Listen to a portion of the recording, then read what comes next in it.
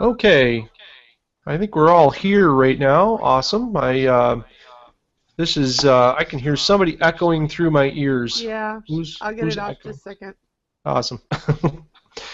So we're here at House Lightbender or the Arcanum, whatever you want to call it. We hopefully will have a lot of first-time viewers of the Arcanum tonight because I am actually broadcasting this publicly, which we haven't done in our cohort at all. We've been kind of a tight-knit, quiet little group all to ourselves, but I thought it was about time that we show the world this cool thing that we have and how they can get involved at thearcanum.com and show them a little bit about our learning and how we do stuff around here, which is I think is pretty unique and awesome. And I wish I would have had this 6 or 7 years ago when I first started getting into this full time, because I was just talking with Pete and mentioning about how amazing it is to actually have access to people that I look up to. I think it's amazing that I get an email from Trey Radcliffe this morning and get to talk to Trey and get to talk to Pete and all these people who inspire me, and it's just amazing to actually have that access, and that alone drives me to better myself every day. So I think that's pretty cool, and I hope at some point I'm passing some of that on to you guys. I know I'm not Trey or Pete, but trying pretty hard. So tonight, though, we're going to talk about 32-bit HDR processing in Photomatix. And in my cohort, we've had several people start using 32-bit processing, which is a little bit different than the 16-bit processing. So we're starting to get into a more technical aspect of HDR and how to keep it looking real instead of wild and crazy. So part of what we're going to be doing tonight is looking at a part of Photomatix called Selective De-ghosting and how that's accomplished in Photomatix. So we're actually going to use Lisa, who's here in the middle. We're going to use her photos. So let me screen share and get right into Lightroom, because that's where we're going to start tonight. And get rid of my ugly face. So I'm going to screen share on screen 2, which is going to do freaky things like that for a second. There we go. Okay. So you guys can all see my Lightroom pretty well there. I hope you can. And if you do have questions, you can type in the chat window, which is the little blue box on the left in Google Hangouts, and it brings up a window on the right. I'm not sure if the viewers can chat with us or not. I'm not that smart about those things yet. But anyways, you all can see my Lightroom okay out there, you guys? Lisa, can you see my Yep. Lightroom? We lost Chelsea. Awesome. So, okay, Lynn, yes, thank you very much. All right, so these three, so I don't know what time it was in Lisa's world, but it was like 3 a.m. and over here, and I got a message last night that one of my apprentices was pulling her hair out because an image that she really wants to process and looks amazing and is really inspiring her is not cooperating properly. So essentially, I had to get involved because I had to know what was going on, because we can't let things like that happen. We have to we have to fix them and make our apprentices happy. So I had Lisa send me the files, the raw files, to me, and it was 3 exposures, and they're down here at the bottom. And I'm going to open up the. So this first one I'm going to show you is right there. Okay, so this is the first one that I processed. I think I'm gonna zoom in and I can tell you. Okay. All right. So that's got. Oh, okay. So this is not the one we want to see first. So let me just delete that because you don't want to see that. So I first processed this in Photoshop's HDR software, and the problem is that when she took this shot, the ocean obviously would not stop for her, so it kept moving. And unfortunately, when things move in scenes like this, you end up with these really weird artifacts in your photo after you apply all three of the exposures together in Photomatix or whatever.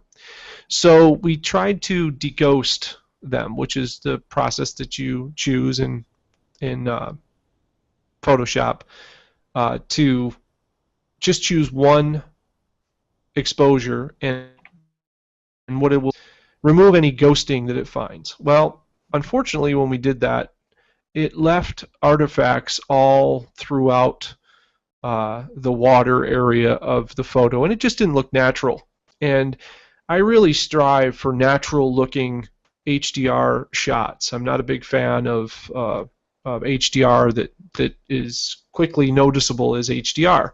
I use it as a tool to gain as much light control as I can over a scene, and it allows me basically to create the art that I want to create from a very clean, very well exposed photo with a lot of dynamic range to it. So essentially, we don't want any weird things going on in our photo that wouldn't be there. In combining these three exposures together, we ended up with all of these anomalies in Photoshop, which it happens a lot with the algorithm that's in Photoshop. It's very good for things that aren't moving in HDR. So if you have an indoor scene where there's nothing moving, no leaves moving, no water moving, no people moving, it does an amazing job. It's a very clean image when it comes back out, and I love it, and I use that a lot. But when I'm shooting where there's anything moving, I usually resort to Photomatix, which is from HDR Soft. So if you guys don't have it already, I'm just going to talk to you about that really quick. Over here on hdrsoft.com, you can purchase Photomatix, and I do have a code. Actually, you can use A.D.Wheeler and get 15% off, which is kind of cool, so you don't have to pay these prices down here. And what we're going to use tonight is we're actually going to use, in the download section, you'll see there's Photomatix Pro, which you have to have this first of all. And then the other plugin is either for Aperture, if you're still using that, or there's also another plugin down here at the bottom, which is Merge to 32-bit HDR.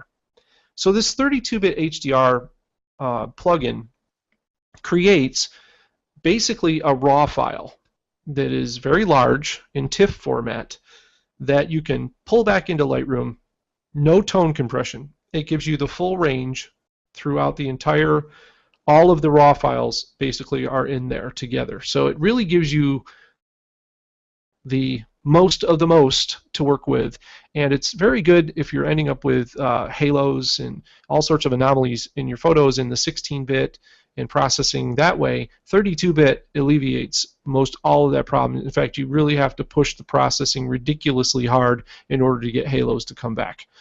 So I use Photomatix Pro, which is up here, and I also use the plugin. So I downloaded both of those, and I have both of those installed right now in my Lightroom, so they automatically come up as presets.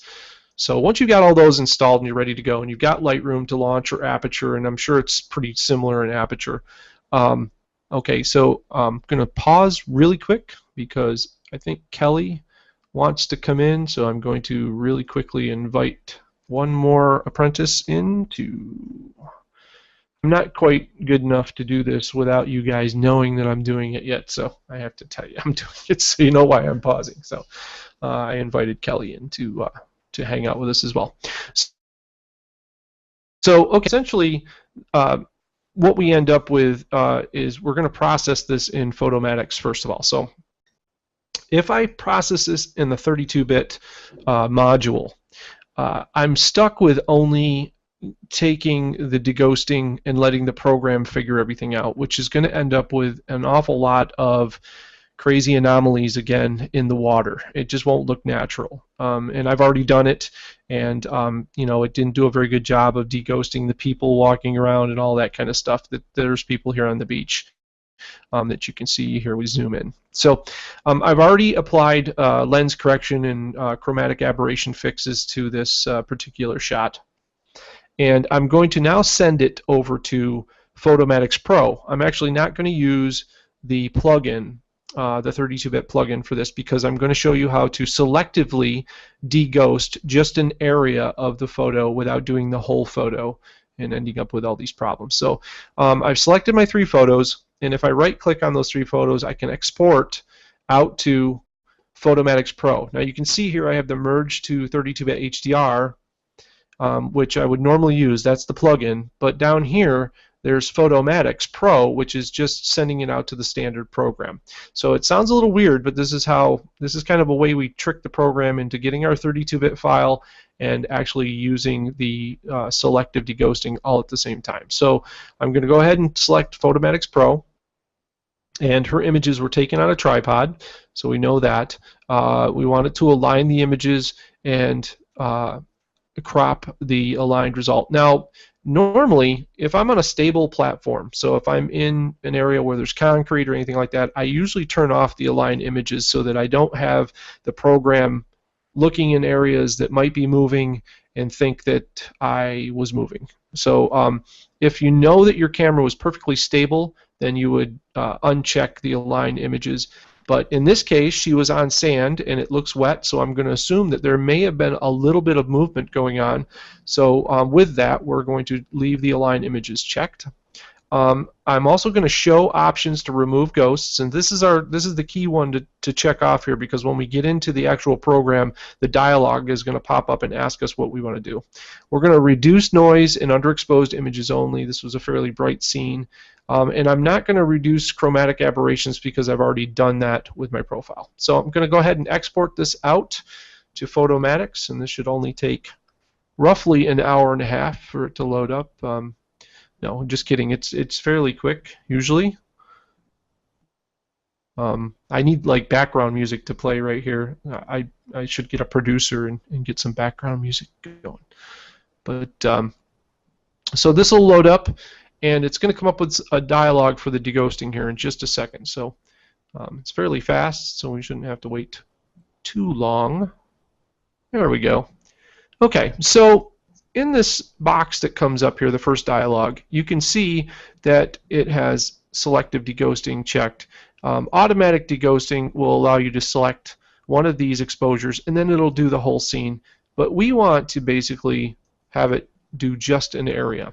So there's 2 areas that I'm focusing on in this scene. One is the water that we have here, and then I want to look at the people in the background. Because ultimately I know that when Lisa wants to process this photo, she wants to remove the wedding party and the other photographer and his beauty dish and this person walking a dog and whoever else might be in this scene. We would like to remove those people from the scene. So in order to do that, we don't want 5 or 6 of them being ghosted out in the scene, or 3 of them in this case. We want them to be just one single person so that we can clone them out and we don't have to do this massive rework of this photo. So we're going to select them second, but first of all, let's focus just on the water. So all we need to do is really simple, is we're going to trace around the water with the marquee tool, which is already selected. So, and it tells you right here what to do. Drag your mouse over the image to select the ghosted region. So all I'm going to do is draw. Now you might want to stay away from the water a little bit because the water was moving, so we may have to redo this really quick, but I'm going to draw right through the middle of this, up over that little piece of waterfall there going on, and right out to the outside. And when you let go, it'll complete your lasso. So there you have that area selected. Now I'm going to right-click on this, and I'm going to mark it as a ghosted area. So now it's going to turn solid. So here's the cool thing. So you can see what it looks like right now. So I can hit the deghost, and it actually selected automatically the exposure that I wanted. Now you can select what exposure you want the program to use for the deghosting by right-clicking and then set another photo for selection. So I like the 0 EV, and I usually use 0 EV, and the program will always use 0 EV. But in this case, she had this nice crashing wave, and I'll show you here real quick. So she had this nice crashing wave going on right here, and all of these waterfalls, which she did mention to me, where the water drained back off the rocks, that she really liked that. So I chose the middle exposure for this particular one because that gave me the desired result for the deghosting. So now we have the water completely deghosted. Perfect. That's exactly what we want. Now let's zoom in really quick and take a look at the people in the photo. So this person right here, there's kind of like 3 of them. I think they were either heading up the stairs or they were walking into the little tower here or doing something. So what we do to get rid of that is I'm just going to make a new selection. Oops, need to return to my selection mode. And I'm just going to select right around that person. Now what's really nice about the selection tool in Photomatix is you just have to be general with it. You don't have to actually trace the line exactly. In fact, if you do that, you'll end up with an unpleasant result. And you can see here the before. So just really quick before I go ahead, well, let me just select that so we have it, mark it. Okay, so I don't have to redo that. So if you look at this image, this is all 3 of these exposures overlapped together. So if you can see all of this ghosting going on, and the water just doesn't look natural. I mean, it looks like all of this weird stuff going on, but watch. And there you go. So, and you notice what happened with our person over here who has the kid on the shoulders. Now they're 1 person, not like 3. So our wedding party didn't move at all. The photographer didn't move at all. His beauty dish didn't move at all. So those will be pretty easy to remove at this point and take them out of this otherwise really pretty scene. So now that we have all of the deghosting done that we need, the only thing that we have to do now is just hit the OK button. And here's one other thing that you can do too, which is nice with this. At this point, and you can do this in Photoshop too, there's always a little pointer below a histogram in Photoshop, and there's also in a little pointer here underneath the photo in the ghosting or deghosting, that you can actually change the brightness of this file. So this usually is a pointer for when you get back into Lightroom and you go to edit this, it gives you a starting point. It does absolutely nothing to the file. It's just a starting point. So if you mess with these or change them, it won't do anything. It won't hurt anything. It just basically gives you a starting point. So I usually don't mess with them at all. I just I hit OK at this point and merge the photos into an HDR. So this will just take a second here to compile this together. Now what you're going to see when this gets done is the 16-bit tone compressed version of the file, and that's not what we want. So here's the trick to fooling Photomatix into giving us what we want. So this is the one where it's, you know, it's got all the presets and all that kind of stuff, and you can choose lovely halos if you like halos, and you can choose even more halos and crazy halos and noise and all that kind of stuff. So the reason why I don't use this tone compression is because I really don't like these controls. They don't feel organic to me. They're not what I'm used to, and I don't like the overall results in 16-bit out of Photomatix. So at this point, I'm going to close this window and tell it that I don't like it. And behind that window is this other secret window that's hiding back here. This is your real HDR file. Now you might look at this and immediately hit the close button because you're like, wow, that looks horrible.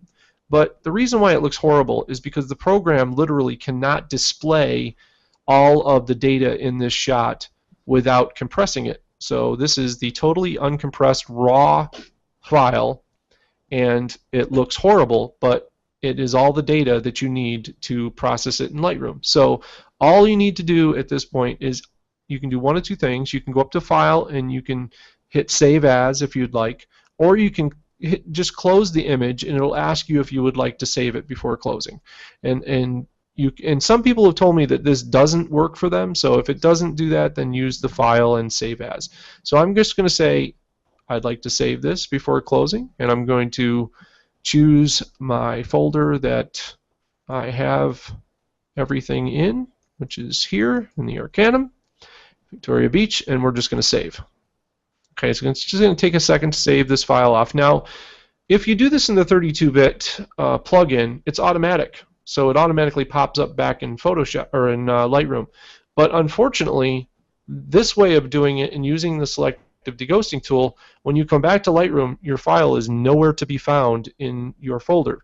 So the way that you get this file back and make it appear is you slide on down here to the Arcanum folder where we were at, and you right-click on that and select Synchronize Folder, and you'll see that one photo appears in that synchronization, and just synchronize that, and the photo will now appear in the catalog.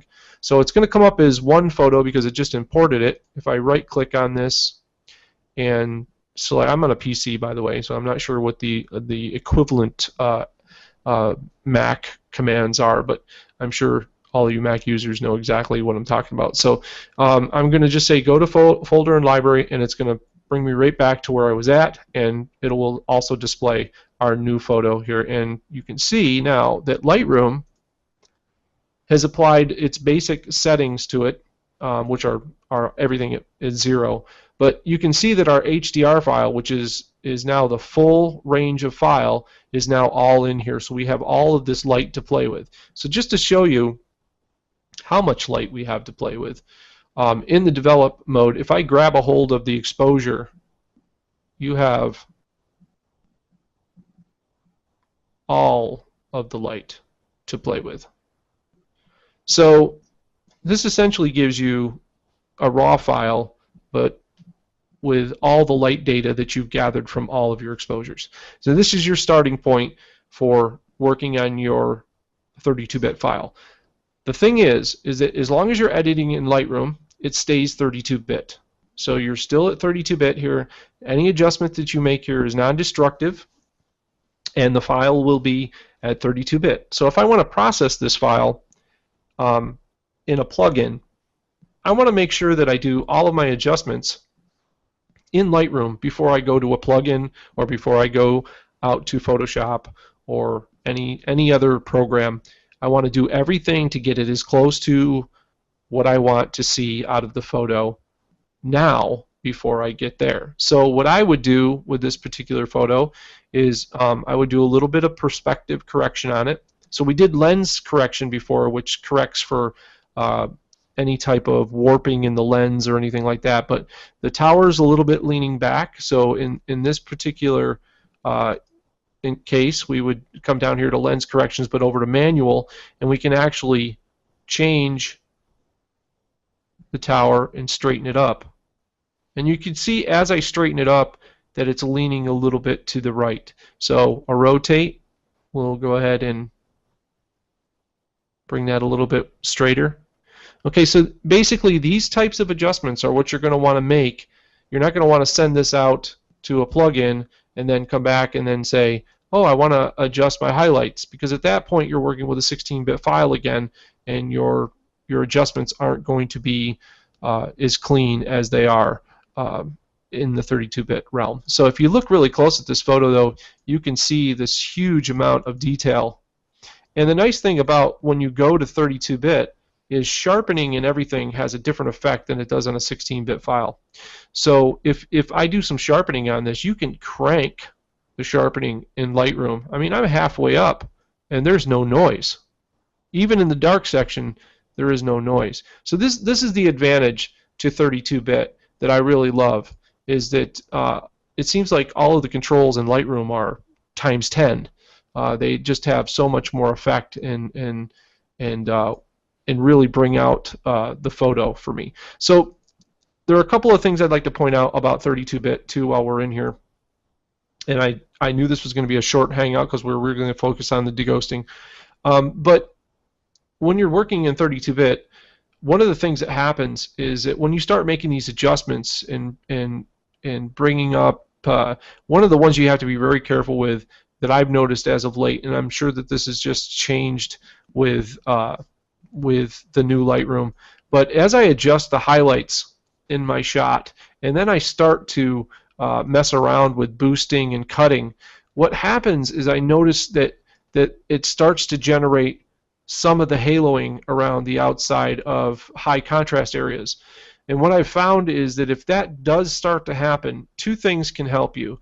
One is you want to pull your vibrance back a little bit. I mean, pulling back the vibrance anyway is going to bring you into a more natural looking photo. And then also, you may have to lay off the highlights just a little bit, and that will remove any of that haloing. So you want to pay very close attention to that. You also want to stay away from clarity, because clarity will cause halos in any of these shots. So I usually stay away from that as well. So we're not trying to create a finished photo here yet.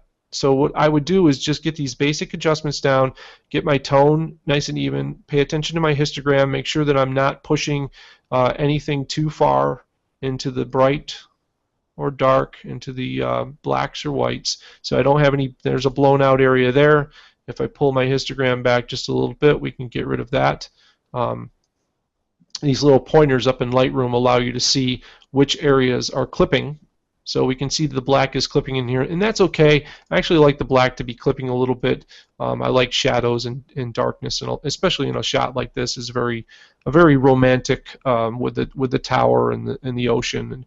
And I can see this easily being a really cool dark, foreboding shot. Maybe we can get Lisa to come out here in a really terrible storm at some point in time and take a picture of this cool place. So anyways, those are just the basics, and from here I'm sure she's going to go in and she's going to clone out these guys and take this gentleman out of there, and then send it off to whatever plugins that she wants to use to finish off the file. So I hope that helps you guys a little bit with the selective deghosting. Did anybody have any questions at all about the process within HDR in Photomatix at all?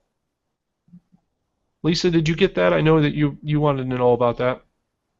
No, I mean, I missed just a little bit of it because I think I was having a slow internet issue, so I had to drop out.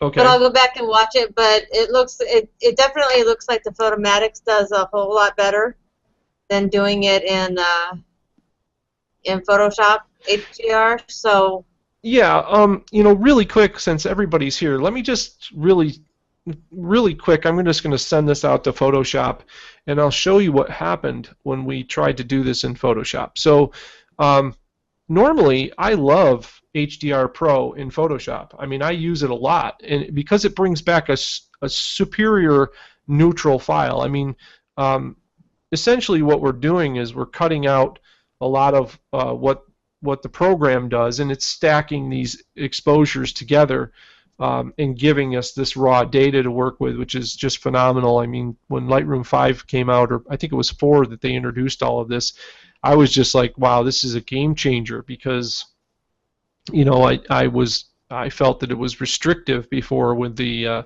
with tone compression. So here we are in this is HDR Pro within Photoshop. So immediately I'm in here and I see this. This is what I see. So look at the water. I mean, what's going on? Photoshop, Adobe guys, if you're watching right now, you need to fix Photoshop, because I'm really upset that some of this stuff doesn't work. It seems like lately with the latest version of Photoshop, focus stacking no longer works at all. And I mean, this is a known thing. It's horrible. I love the focus stacking and alignment in Photoshop, and now it just seems to be non-functional. And now it seems that the HDR Pro is making really strange anomalies with all this. So we have all these artifacts down here in the water, and if I deghost this and let it do its thing, so that comes through. But then if you look right here, there's, I don't think we can zoom in any farther, and I don't know if you can see that, but right here there's like looks like somebody threw a glow stick in the middle of the ocean. I don't know, it's just oddities, you know. I mean, look at this guy's pants. They weren't, as far as I know, they weren't neon green. I'm not sure what's happening right now with whether it's the raw files it's not figuring out or whatever, but it's certainly not. They should take the Pro off this for right now, because I don't believe that there's anything Pro about it. It's quite discouraging what it's doing to the files, and it's not usable for me. I know that. So if Adobe's out there and they're watching this, or they ever get a chance, or anybody has anything to do with Adobe, please fix these issues that we're having, because we love them, but we don't love them when they don't work. That's for sure. So, but yeah, I think that you'll find, Lisa, and I know that Jake is big into HDR, and he uses Photomatix, and I know that he's going to learn a lot from this little tutorial as well on the selective deghosting, because I don't think that he's been doing this as well, or he's not been doing this either. So, so I hope that helps you out a little bit. Do it. Yeah, yeah. It's weird because it's the program. You'd think that the program would, when you save that file, you would think it would act just like the plugin does, but I'm sure it's the architecture of the program that doesn't allow it to work the way that we need it to. But so normally I wouldn't even bother with that, but if I'm dealing with water moving or leaves moving, then I always go into the selective deghosting, and hopefully I caught some tree while it was still instead of a big blur, in there someplace. So awesome. That's about it from me. Unless you had any more questions. Nobody's got any questions? Awesome. All right, guys. I think Kelly had a question, but it was in the other hangout. Oh, okay. She's in the... let me see if I can find it here again. I just saw it pop up. She says, can you define what exactly tone mapping is? Yes. Yes. So when a 32-bit file is created, it's literally all of the raw data that's in the file, and there are no monitors right now, and there's no basically nothing out there that can display that range of light. So even though our monitors can display a certain range of light, they are by no means the range that our eyes can handle. So it's a narrow bandwidth that you're actually seeing. So what happens is tone mapping means that the program looks at the tones in the shot and makes a decision on what tones it thinks you want to see. So it compacts the file down into that bandwidth so that we can see it. So when we bring it into, that's in Photomatix, if we crunch it to 16-bit, that's what happens, is it makes it into a viewable file. Essentially, it takes an HDR file, and not a lot of people are going to like this, but it makes it into a low dynamic range file, because that's really all we can view on the screen these days. Until they come up with some way of displaying this amazing range of light in contrast, then we will be dealing with 16-bit files.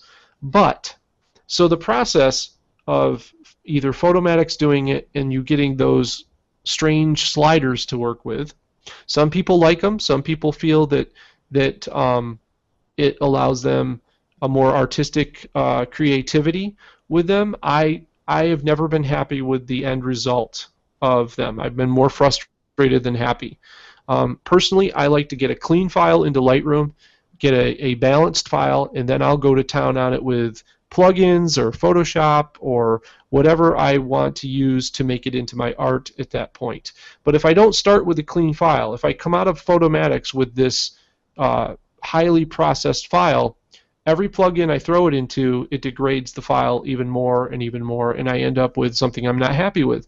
So for me, 32-bit was a way to get all of this light into one file, and then I can bring it into Lightroom and use simple controls that I understand to then compress the tones the way that I want them to be compressed, and not the way a program thinks they should be compressed. So for me, it's just what it does is it gives me ultimate control over all of the light in the scene. And one of the things I want to point out while I have this screen share still up here, and I pointed this out to another person in another cohort.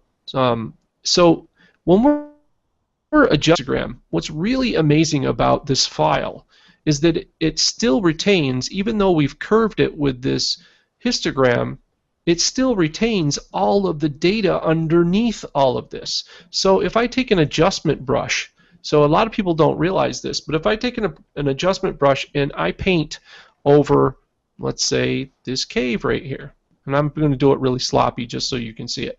So if I paint over that cave right there, and I zoom in on that, let me remove the mask so you can see what's going on. I'm used to working on a couple of different screens here, so I usually can see another screen. So I'll remove all of my little tools here. So here's this area that's very dark, and essentially in one of the exposures it was super dark. But because this file has all of the data in it, we can manipulate just this area and bring as much of it back as we want. So watch this. If you want this to be super bright, you can make it super bright. I mean, all of the detail is still in there. So crunch it a little bit with some contrast. You know, that's the beauty of this super wide HDR file, is that we literally have these controls. So if I bring up just the shadows in just an area of this photo, I can go back and remap all of this with the adjustment brush.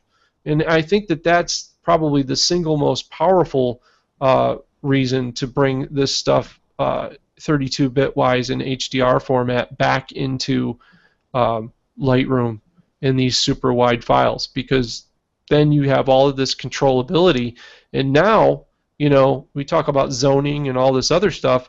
I mean, you can literally zone this file because you've got all light ranges all in one file to work with. But you'd want to do all of this before you send it out to a plugin, because once it goes to a plugin, you're sealing in all of those settings. So you're losing a lot of the file, gets chopped at that point, because it says, oh, we're down to 16-bit now, wherever it goes. Hopefully, at some point in time, if we could get all of the plugin guys on board with processing 32-bit and retaining this 32-bit across the board, it would be amazing to be able to send this out in 32-bit, process it with whoever's plugin that we love to use, and then bring it back into Lightroom and still having it 32-bit. I mean, that would be so awesome to be able to have that amount of range in these files to be able to work with and have it non-destructive like that. So, so yeah, that's the thing I really dig about. The 32-bit wide stuff, is that you know, if I got this part down here that looks a little dark, I can, you know, simply bring in a gradient tool, and I have this color that I can mess with. I have all this stuff, and all of that data is still in there. I mean, it's ridiculous how much you can adjust this file and not lose any fidelity. I mean, that's the thing that gets me. There's no noise in the shadows. There's no, you know, the blown out highlights, you can bring it back from almost nothing.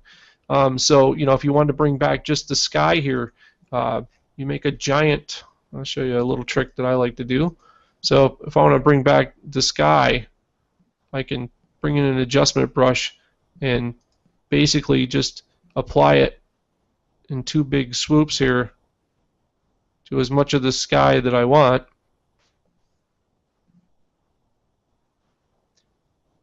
And if I want to adjust just the sky now, and I do have a little extra that's down in here, I want to erase all this. So I can make sure that it's only affecting just the sky area, and don't want it to affect any other part of our photo. So if I have that mask up in there now, you know, now if I don't want halos or anything like that, I can actually adjust just that. So it allows me to take that sky and see, no, I'm not getting halos from that at all. And that's because when I'm doing it in the histogram, I'm actually adjusting all the dark stuff too. I mean, it's applying it to everything because we're controlling the whole histogram.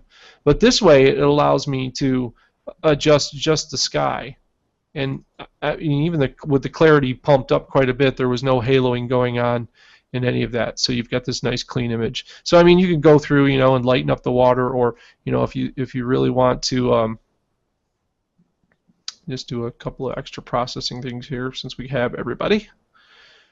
So I like to use I love to use the masking tool in Lightroom, because I just love the amount of organic painting that it feels like I'm doing with this. And you couple this with like a Wacom tablet or whatever, you know, and it just becomes more artistic the more you work with it. I think it's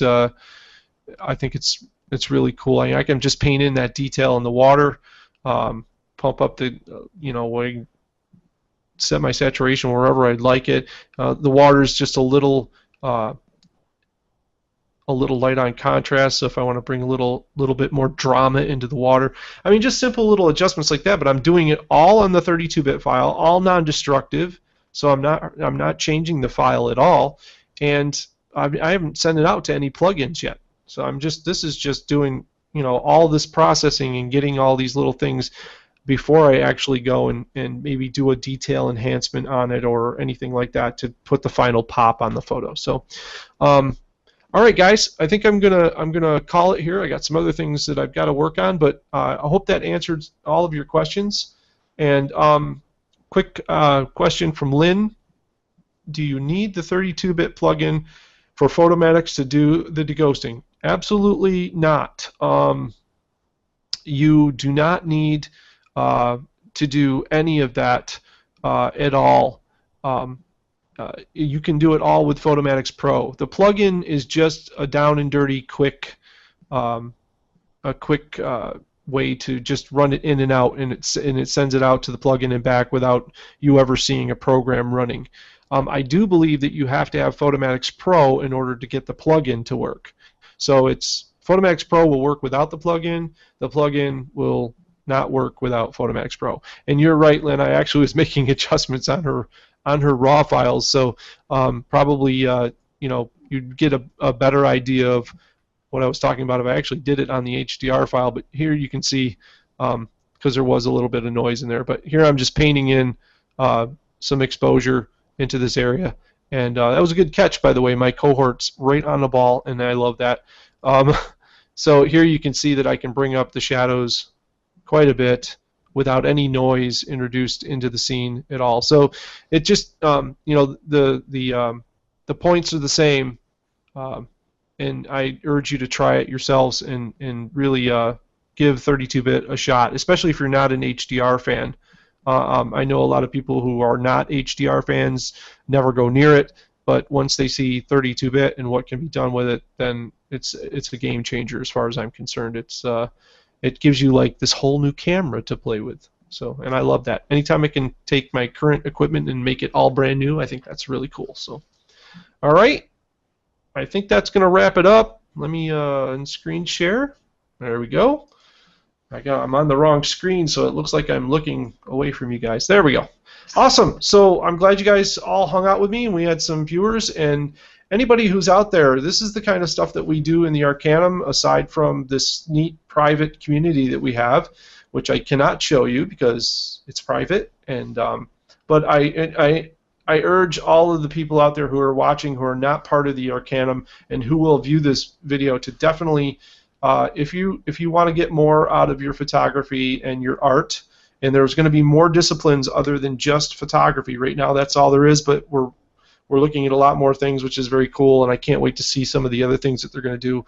But if you want access to working with someone like myself or other photographers with like interests that you have, I urge you to go to thearcanum.com and fill out an extensive application, and hopefully you'll get picked by the next wave of masters and get in on this, because I have just had a blast, and I've met all these. I've got 21 new friends that are like 21 new family members, and it's just for somebody in my area who doesn't have a lot of photographers around me that get together and work together. It's truly an awesome thing to be able to have you guys hang out and learn new stuff every day. So very cool. So I think that's going to wrap it up. All right. Okay, guys, we're going to sign off here, and hope you guys got something out of this, and we'll upload it to the Grand Library so anybody can view it after there and share it with their friends and all that kind of stuff. So we'll see you next time.